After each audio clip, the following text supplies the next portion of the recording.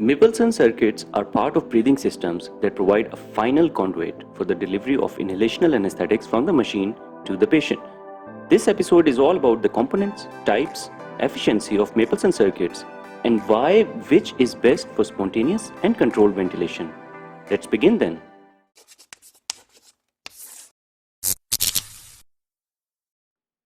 So let's first see the four key components of Mapleson circuit before going into its types.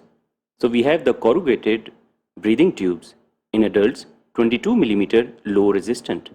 Clinically, the compliance of these tubes is important to understand. For example, in adults, the tube's compliance is around 5 ml per centimeter of water.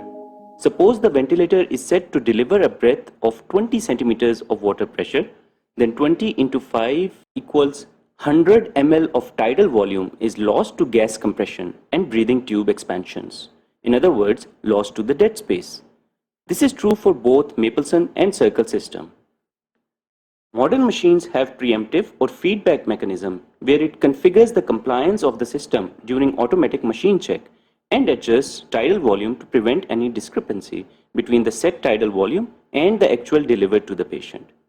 This is why the tubes used in children are less compliant, around 2 ml per centimeter of water, to reduce the volume loss to circuit expansions.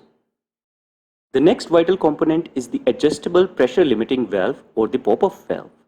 This is a one-way spring-loaded valve, which means that for the gas to move out of APL valve, they have to exert a higher pressure inside the circuit than the pressure set on the spring load. Once the pressure inside the circuit is higher, it would open the APL valve and gas can be released. For a spontaneously breathing case, the APL should be fully open, but to generate positive pressure ventilation, partial closure of APL valve is necessary to build up positive pressure in the circuit, right? The third important component is the reservoir bag. It is used as reservoir of anesthetic gases, and of course squeezing the bag against partially closed APL valve generates a positive pressure ventilation. Now remember, the reservoir bag acts in three phases, where on accommodating 3 liters adult volume, on further expansion it enters phase 2 and then phase 3, where the pressure decreases with a ceiling effect. In other words, its compliance gets better to avoid pressure buildup. This is important to prevent any high pressure transmission to the patient lungs. The fourth and probably most vital to Mapleson circuits is the fresh gas inlet. As will be explained in detail, the relative position of fresh gas inlet dictates the type of circuit and ultimately its efficiency.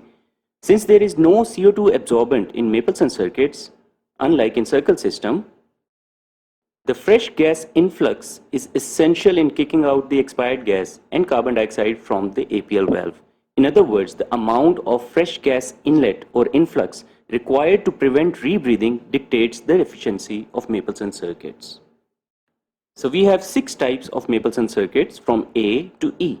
A is called Magill modification, C is Waters to and fro, D is the Bain circuit used most commonly, E is the IST piece, and F is the Jackson-Rees modification used in children. So drawing the face masks at patient end first, to remember the configuration of these circuits, remember this.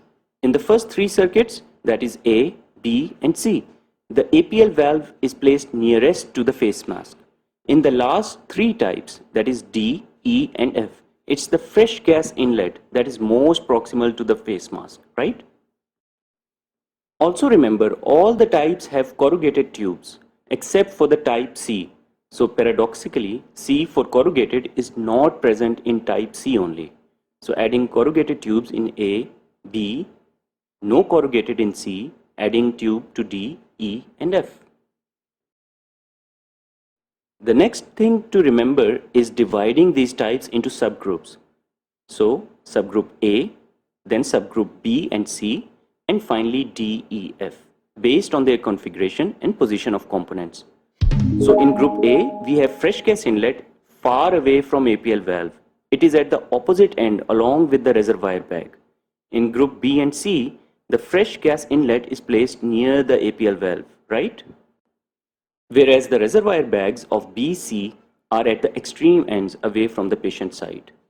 In groups D, E, F, we said initially that the fresh gas inlet replaces the APL valve nearest to the face mask, while the APL valve goes on the opposite end along with the reservoir bag in Bain circuit. Modified Bain's or Bain's coaxial system is a modification of Mapleson D where the fresh gas inlet pipe lies within the larger 22 mm corrugated tube. It not only decreases the circuit bulk but also helps save heat and humidity. We will discuss this coaxial system methodically in the next video. Mapleson E has no reservoir bag, whereas Mapleson F or Jackson Rees has an open-ended bag that can serve as APL with the play of anesthetist's fingers.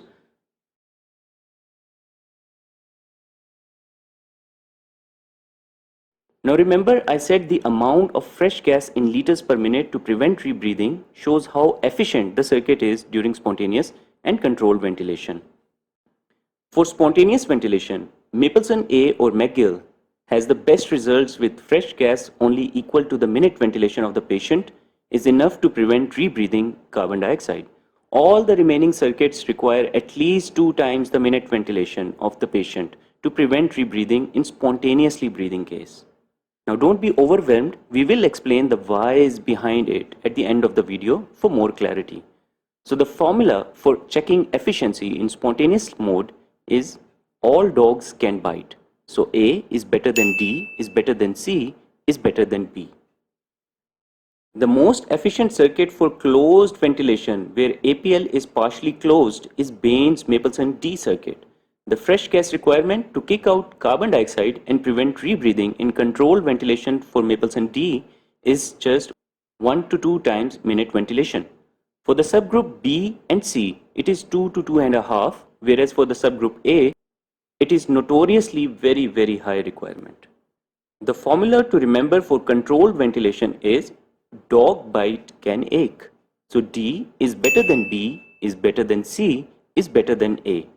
So where Mapleson A is best for spontaneously breathing patient with fully open APL valve, it is actually the worst for controlled ventilation. Remember from exam point of view, A is best with spontaneous and Mapleson D is best for controlled. Till this point you have learned essentially a must-know stuff, but knowing the rationale and the whys behind it will make you a better anesthetist, right? So let's see now why A is best for spontaneous ventilation. For ease, we will highlight the fresh gas influx in green, the expired dead space gas in blue, and the expired alveolar gas rich in carbon dioxide in gray. During expiration in spontaneously breathing patient, the patient exhales first the dead space gases and then grey-colored alveolar carbon dioxide-loaded gases into the circuit, which push the fresh gas backwards into the reservoir bag. This causes the reservoir bag to inflate. During expiratory pause, the blue and grey-colored expired gases are sandwiched between the fresh gas influx pressure on one side and the patient's lungs on the other side. So they find the path of least resistance to escape, which is provided by the fully open APL valve, right? So by the time next inspiration occurs, the circuit is filled by only fresh gas and maybe very small bits of previously expired gases. So this is why Mapleson A is best for spontaneous, because this configuration requires only the fresh gas equal to minute ventilation. But with partially closed APL valve during controlled positive pressure ventilation, the same Mapleson A becomes the most inefficient circuit. Why?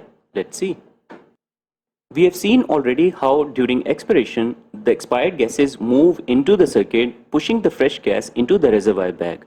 But this time, these blue and grey colored gases sandwiched between the fresh gas and the patient's lungs during expiratory pause do not find an easy escape because APL valve is partially closed.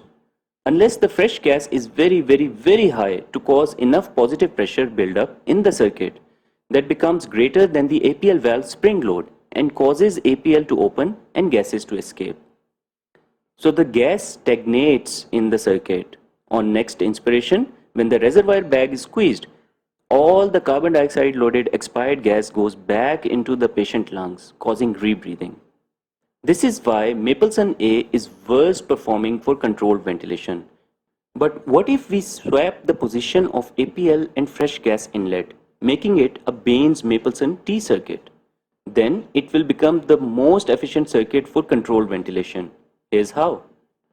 So we have a Bain circuit here in which APL is on other end near the reservoir bag and the fresh gas inlet is near the face mask. Note the APL is partially closed to generate positive pressure ventilation.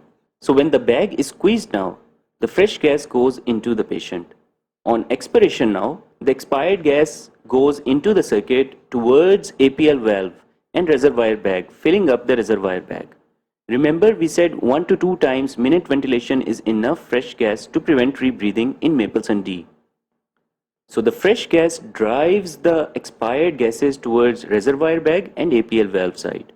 When the bag is squeezed now on next inspiration, the positive pressure generated inside the circuit will dominate over the partially closed APL spring load and open the APL for expired gases to escape through the valve, while at the same time fresh gas on patient side of the circuit will go to the patient's lungs. So rebreathing is avoided. So this is how just a slight change in configuration and switching from Mapleson A to Mapleson D, the least efficient circuit during controlled ventilation switches to the most efficient circuit for controlled ventilation. This is all about Mapleson circuits. See you next time.